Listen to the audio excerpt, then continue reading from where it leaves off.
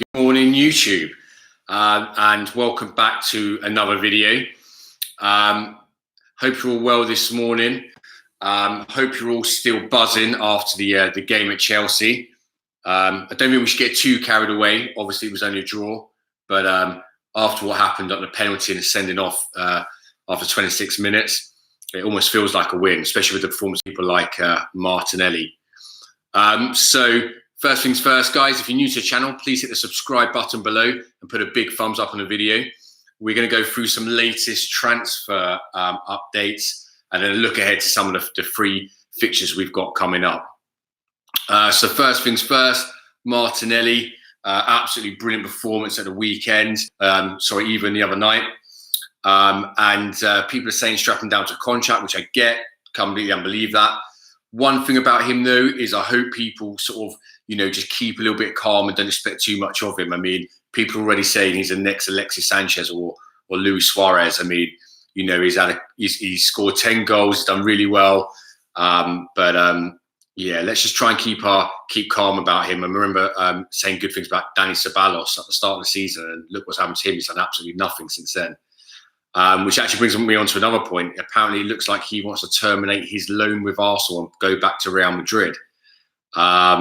Not sure why that happens. I would have thought he'd be getting a chance very soon as Ozil hasn't really been performing lately. But who knows, maybe not. I know Arteta and Ozil played together in the same team when he was a player at Arsenal. So maybe he's just been told he's going to stick with him. Either way, though, I would have thought he'd have more chance of getting in the team at Arsenal than he would have at Real Madrid.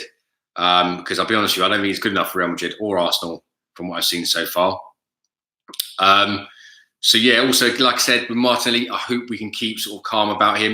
Because remember, he's only one bad injury away from, a long spell on the sidelines. I mean, look what happened to Jack Wilshere. All the potential, should be Arsenal captain right now. Should be absolutely a great player with 70 England caps. But the guy just can't keep fit. Even people like Oxlade-Chamberlain, gone to Liverpool, spent the first year, the whole year on the sidelines, So first things first, let's just keep, see if we can keep his head down and stay injury free. Because let's face it, we've got an absolutely terrible record with injuries. Just going to run through some transfer news for you. Sheffield United, we've been linked with John Fleck, who plays in midfield, who scored the equaliser against us, and George Baldock, a defender. I'll be honest with you, I can't see either of these ones coming off. I know they're having an absolutely brilliant season and they're playing well and stuff like that, but I can't see it. It wouldn't surprise me if we signed one of them, but I can't see it, or at least let's hope not. I think that we're at a level now where hopefully that Chelsea game will just sort of turn the tide a bit, and we need players who are going to really help us, challenge to get back in the top four and compete again. Another player we've been linked with this morning is a 23-year-old centre-back from Shakhtar Donetsk. His name is Matvienko. I hope I pronounced that right. I've had absolutely glowing reports from him. He's been playing Champions League football over in Ukraine for Shakhtar Donetsk. He's played against Manchester City, amongst other clubs. And from what I have heard, he looks the part. Again, not seen the guy play, never heard of him up until now. So if you do know, if you have seen him play and you watch Shakhtar Donetsk, or you've seen him in the Champions League, maybe you're a Man City supporter and you've seen him play against you, let me know in the comments what you think. If you think he's a good enough player, or you just think he's another average but best player. But yeah, apparently Arsenal will be sending scouts to look at him, and I'll give you an update when I've got one on that guy. A couple of others. James Maddison, we were linked before with a £90 million bid for him. Again, I'm not convinced that's going to happen. People are saying we wouldn't spend 90 million. Well, I don't believe that at all, because we will, because we spent 72 million pounds on Pepe, 60 million on Orba, I think 50 odd on Lacazette, and 40 odd on Mesut Ozil. So we've actually got the most expensive front four in the Premier League. So we do have the money. We will spend it. But I can't see that one happening. I mean, why would he give up Champions League football next season, which Leicester are clearly going to get?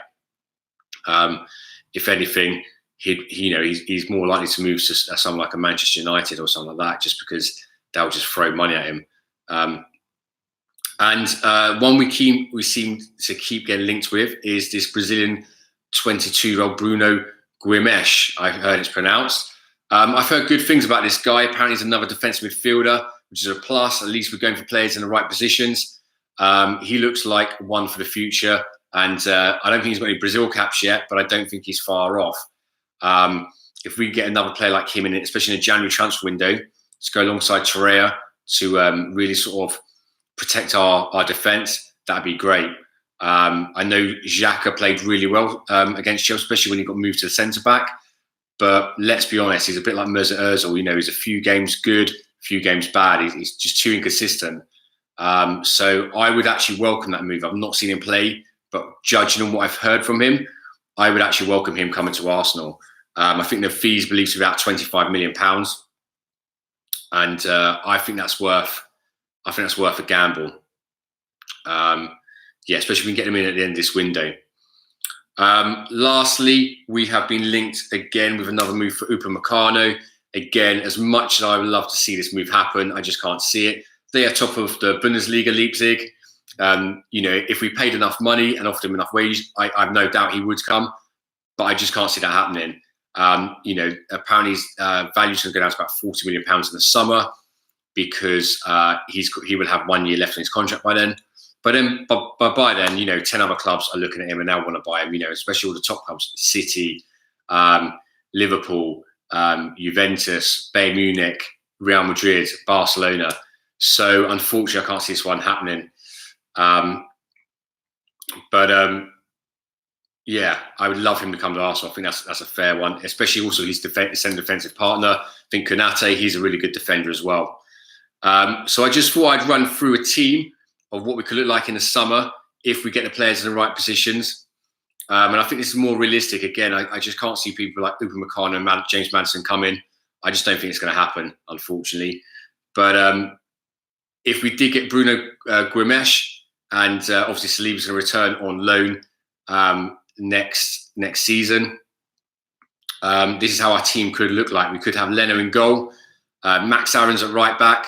It looks like we're in the market for a right back, even though Bellerin came back the other night and played really good. Nathan Ake, I think that's a much more realistic target. That's potentially going to happen, especially as Bournemouth are struggling. And it looks like, I know they won their last game against Brighton, but you see the difference straight away. I think they'd lost something like 4 or 5 on a bounce. As soon as he comes back in the team, they win 3-1. So we're going to go for Nathan Ake. Obviously part of the defence by Saliba, as he'll be back then, and Kieran Tierney, if he can stay fit at left back. I'm hoping he's not going to be another injury-prone player for us. Defence midfield, Torreira and Bruno Guimaraes, as I've just mentioned. Right wing Pepe, left wing Martinelli. I think, he's definitely done enough to, at least start the next few games and see how he gets on. Number 10, I'd go for Ziyech of Ajax. People are saying 90 million for Maddison. Well, he's half the price apparently, 45 million. So I'd be much more like, I think that's a lot more likely for us to go for a player like him. And obviously that leaves Aubameyang up front. Hopefully we can sign a new contract. Again, I said it before, I think Aubameyang is wasted to a certain extent on the left wing. I know he's still got player of the year. Top goal scorer along with the other two, Aguero and Mana last season. But the guy's a goal scorer. You've got to put him in the middle. And unfortunately, that means Laka doesn't quite fit the team. And so be it. Let me know what you guys think of that team. Do you think that's realistic? Would you swap any of those players for anybody else? If so, who? Leave that all in the comments below. Moving on to then our next 3 fixtures. Quick question for you guys again. Does anybody know how long David Luiz is out for? Is it 3 games like a Aubameyang, or is it less than that? Because we're short of defenders as it is. And, although he was a bit of a nightmare against Chelsea, we need all the players in defence we can get. The next game, guys, is going to be against Bournemouth in the FA Cup. This is Monday evening kickoff at 8 o'clock, and it's on BT Sport. Again, like I touched on earlier, Nathan Ake is back for Bournemouth, and it's no coincidence that they picked up their first win in a few games when he played. I think that's going to be a little bit tougher now that he's back. And also, just want to get your thoughts on Ryan Fraser, the Scottish right winger. We were linked heavily to him in the summer before we bought Pepe.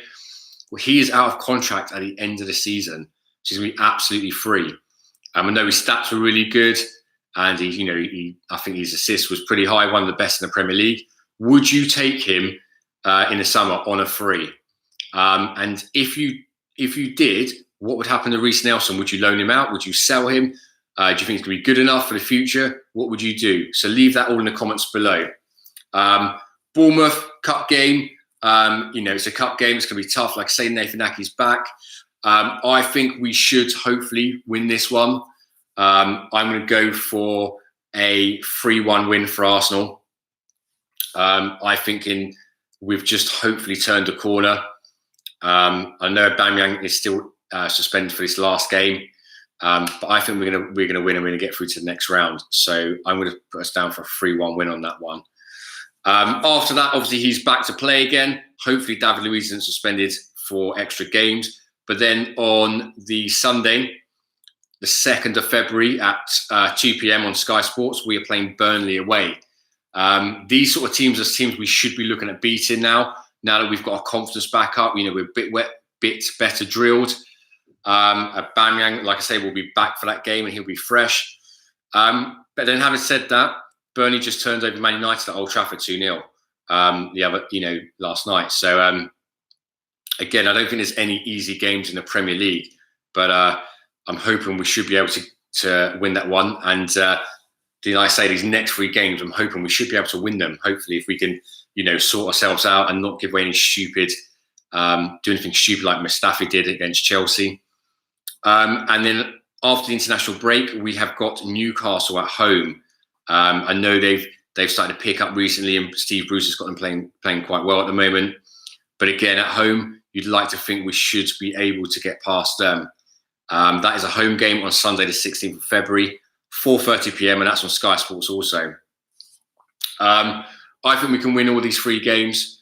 I think we can win them all about 3-1, if I'm honest with you. I'm always going to give 1 because I just don't trust our defence at the moment. But let's just hope we can just click into gear now and sort of hopefully just start moving up that table a little bit. I think if we win our next 2 games, obviously depending on results of other teams, we could be 5th in the league. So yeah, we're not a million miles off. We can just turn a couple of those draws into wins. We could surge up that table. Again, let me know what you guys think. Do you think we'll win? And if so, what was your score predictions? And that's all I've got for you today, guys. I'll be back tomorrow with another lunchtime live.